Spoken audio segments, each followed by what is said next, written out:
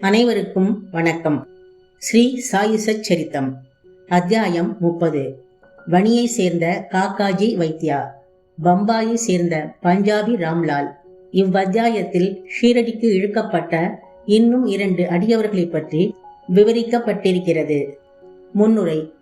கருணையின் இருப்பிடமாம் ஷீரடி சாயிராம் தம் அடியவர்களிடம் பாசமும் அளவில்லா நேசமும் காட்டி அவருடைய வெறும் தரிசனத்தாலேயே இச்சம்சார வாழ்க்கையில் அவர்களுக்குள்ள பயத்தை போக்குகிறார். அவர்களின் பெருங்கேடுகளை அழிக்கிறார். அவர் முதலில் அருவமாயிருந்தார். ஆயின் தம் அடியவர்களின் பக்தியின் பொருட்டு ஓர் உருவத்தை எடுக்க வேண்டியவரானார். ஞானிகளின் வருகையின் காரணம் அடியவர்களுக்கு விடுதலை, தன்னையறிதல் அளிப்பதேயாகும். அவர்களில் சிரேஷ்டரான சாயிக்கு அக்காரணம் தவிர்க்க இயலாதது. எவர் அவர்தம் பாதார விந்தங்களில் சரணாகதி அடைகிறார்களோ அவர்களின் முன்னேற்றம் நிச்சயமானது. அவர் தம் பாதார விந்தங்களை பிராமணர்கள் நினைத்து கொண்டு புனித கஷேத்திரங்களினின்றும் வந்து அவர்தம் சன்னிதானத்தில் வேதங்களை ஓதுகிறார்கள், காயத்ரி மந்திரத்தை ஜெபிக்கிறார்கள். பலவீனங்களை கொண்டவர்களாகவும் எந்தவித ஏற்றமும் அற்ற நாம் பக்தி என்றால் என்ன என்பதை அறிவோம்.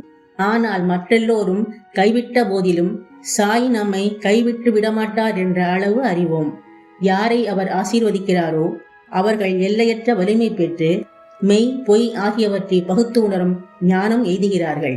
தம் அடியவர்களின் ஆசையை சாயி முழுமையாக அறிகிறார், அவைகளை நிறைவேற்றுகிறார்.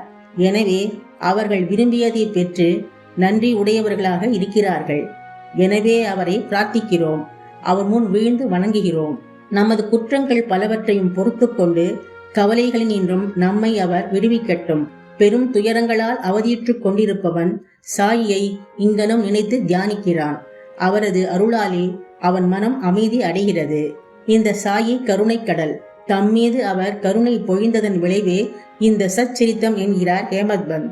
அல்லாவிடில் அவருக்கு என்ன தகுதி இருக்கிறது? யார்தான் இவ்வேலையை மேற்கொள்ள இயலும்? ஆனால் சாயி எல்லா பொறுப்புகளையும் ஏற்றுக்கொண்டதால் ஹேமத்பந்த் எவ்வித பாரத்தையும் உணரவில்லை. இது குறித்து எவ்வித கவலையும் கொள்ளவில்லை. அவரது பேச்சையும் பேனாவையும் உணர்வூட்ட ஆற்றல் மிக்க ஞான ஒளி இருக்கும்போது அவர் ஏன் சந்தேகம் கொள்ள வேண்டும்? அல்லது ஏன் எவ்வித கவலையும் கொள்ள வேண்டும்?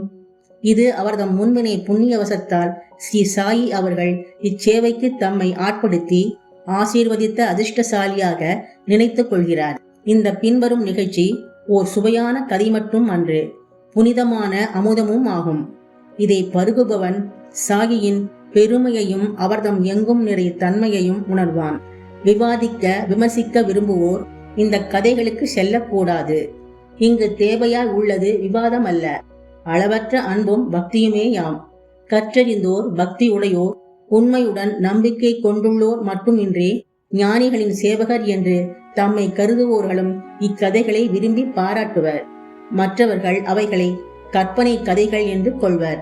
சாயியின் அதிர்ஷ்டம் வாய்ந்த அடியார்கள் சாயி லீலைகளை கற்பகத் தருவாக கருதுவர். இந்த சாயி லீலைகளின் அமிர்தத்தை பருகுவது அறியாமையில் மூழ்கியுள்ள ஜீவன்களுக்கு முக்தி கொடுக்கும். இல்லறத்தார்க்கு மன நிறைவளிக்கும். லட்சியவாதிகளுக்கு சாதனை கைகூடும். இது பற்றிய கதையை கவனிப்போம். காக்காஜி வைத்யா. நாசிக் ஜில்லாவை சார்ந்த வழியில் காக்காஜி வைத்யா என்பவர் வாழ்ந்து வந்தார். அவர் அங்கே சப்தரிஷிங்கி தேவி உபாசகர். சாதகமற்ற சூழ்நிலைகளாலும் துயரங்களாலும் அவர் பெருமளவு மன அமைதியை இழந்து சலனமுற்று இருந்தார். இத்தகைய சூழ்நிலையில் ஒரு நாள் மாலை தேவியின் கோவிலுக்கு சென்று தம்மை கவலைகளிலிருந்து மீட்குமாறு மிகவும் பக்தி பூர்வமாக மனமுருகி பிரார்த்தனை செய்தார். தேவி அவரது பக்தியால் மிகவும் மகிழ்ந்து அதே நாள் இரவு கனவில் தோன்றி அவரிடம் கூறினாள், பாபாவிடம் நீ செல்வாயாக, பின் உன் மனம் அமைதியடையும். இந்த பாபா யார் என்று அவளிடமிருந்து அறிவதில் காக்காஜி ஆர்வமுற்றார். ஆனால் அவர் எவ்வித விளக்கமும் பெறும் முன்னரே தூக்கம் கலைந்து எழுந்துவிட்டார். தேவி தன்னை காணுமாறு பணித்த இந்த பாபா யாராக இருக்கக்கூடும் என்று எண்ணத் தொடங்கினார். சிறிது எண்ணத்திற்கு பின் இந்த பாபா சிவனாக இருக்க வேண்டும் என முடிவு கட்டினார். எனவே அவர் நாசிக் ஜில்லாவில் உள்ள திரியம்பகத்திற்கு சென்றார். அங்கு 10 நாட்கள் தங்கினார். அவ்வமயம் தினந்தோறும் அதிகாலை குளித்து ஸ்ரீருத்ரம் ஓதி அபிஷேகம் மற்ற பிற சமய சம்பிரதாயங்களையும் செய்தார். இவைகள் எல்லாம் செய்தும் கூட முன்போலவே அவர் சலனமுற்றவராகவே இருந்தார். பின்னர் அவர் தமது இருப்பிடத்திற்கு சென்று மீண்டும் இறங்கத்தக்க நிலையில் வேண்டினார். அன்றிரவு தேவி மீண்டும் அவர் கனவில் தோன்றி, நீ ஏன் திரையம்பகேஸ்வரத்திற்கு சென்றாய்? நான் பாபா என்று கூறியது ஷீரடியை சேர்ந்த ஸ்ரீ சமர்த்த சாயியை என்றாள். எப்போது ஷீரடிக்கு போவது, எப்படி பாபாவை பார்ப்பது என்பதே காக்காஜியின் இப்போதைய கேள்வியாக இருந்தது. ஒரு ஞானியை தரிசிக்க ஒருவன் உண்மையான ஆர்வம் உள்ளவனாக இருப்பின் ஞானி மாத்திரம் அல்ல, கடவுளும் அவனது வேண்டுகோளை நிறைவேற்றுகிறார். உண்மையில் ஞானியும் கடவுளும் ஒருவரே. எள்ளளவும் அவர்களிடையே வேறுபாடு இல்லை. ஒரு ஞானியை பார்க்க அவனாகவே செல்கிறான் என்று ஒருவன் நினைத்தால் அது வெறும் டம்பமேயாகும். ஞானியின் அருளின்றி எவரே அவரை அணுகி தரிசிக்க இயலும்? மரத்தின் இடை கூட அவன் ஆணையின்றி அசைவதில்லை. ஞானியிடம் செல்ல பக்தன் எவ்வளவு அதிகம் கவலையுள்ளவனாக இருக்கிறானோ, எவ்வளவு அதிகம் பக்தியுடனும் நம்பிக்கையுடனும் இருக்கிறானோ, அவ்வளவு விரைவில் அவன் மன நிறைவு அடையும் வண்ணம் அவனது எண்ணம் நிறைவேற்றப்படும். யாரையாவது விருந்துக்கு அழைக்கும் ஒருவன் அவரை வரவேற்பதற்கு சகல ஏற்பாடுகளையும் செய்கிறான். காக்காஜி சம்பந்தப்பட்ட விஷயமும் அங்கனமே நடந்தது. ஷாமாவின் வேண்டுதல்கள். ஷீரடிக்கு தமது விஜயத்தை பற்றி காக்காஜி நினைத்து கொண்டிருக்கையில் அவரை அழைத்துச் செல்ல ஒருவர் அவர் இருப்பிடத்திற்கே வந்தார். அவர் வேறு யாரும் அல்ல, பாபாவின் மிக்க நெருங்கிய பழக்கம் உள்ள அடியவரான ஷாமாவே ஆவார். இத்தருணத்தில் அவர் வணிக்கு எங்கனம் வந்தார் என்பதை தற்போது கவனிக்கலாம். ஷாமா தமது இளம் வயதில் தீவிரமாக நோய்வாய்ப்பட்டார்.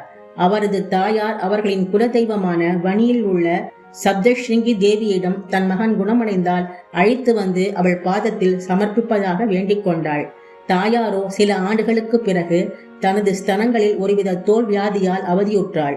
அத்தருணத்தில் தனது தெய்வமான தேவியிடம் மீண்டும் ஒரு வேண்டுதலை செய்தாள்.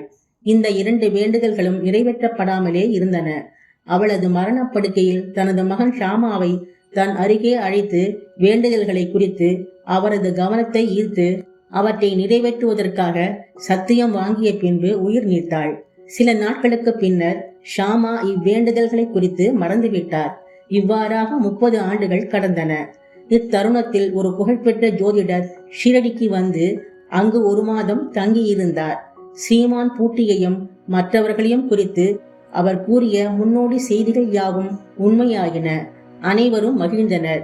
ஷாமாவின் தம்பியான பாபாஜியும் ஜோதிடரை கலந்து ஆலோசித்தார்.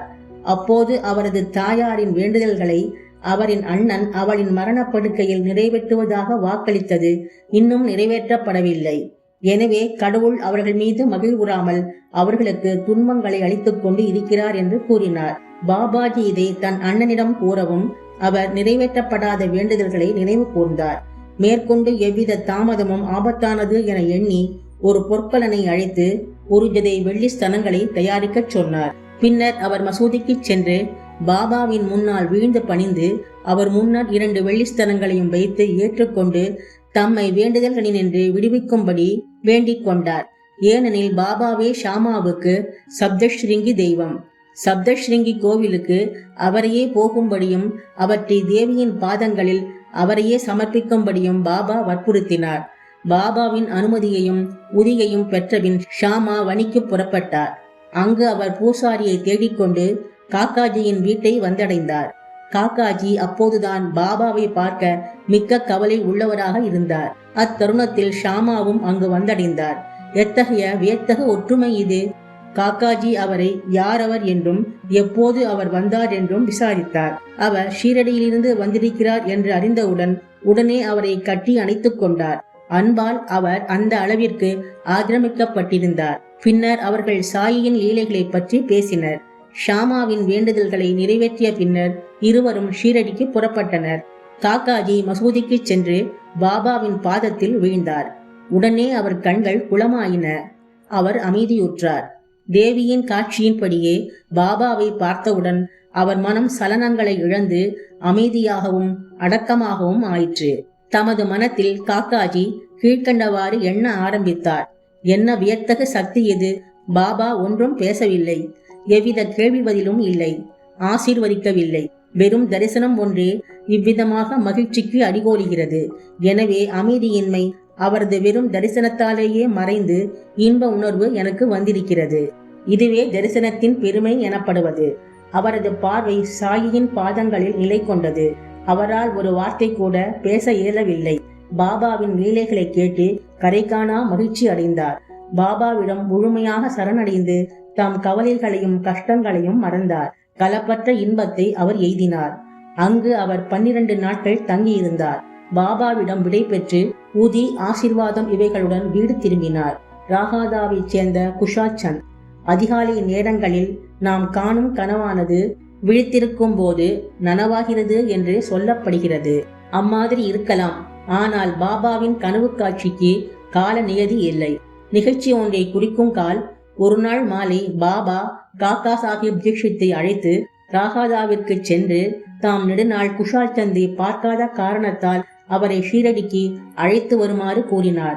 அங்கனமே காக்கா சாஹிப் ஒரு குதிரை வண்டியை அமர்த்தி கொண்டு ராகாதா சென்று பாபாவின் செய்தியை தெரிவித்தார். அதை கேட்டு குஷால் சந்த் ஆச்சரியம் அடைந்தார். அன்று மதியம் உண்டபின் சிறு துயில் கொண்டிருந்த போது பாபா அவர் கனவில் தோன்றி உடனே ஷீரடிக்கு வரும்படி கூறினார் என்றும் தாமும் ஷீரடிக்கு வருவதற்கு ஆவலாக இருப்பதாகவும் குஷால் சந்த் கூறினார்.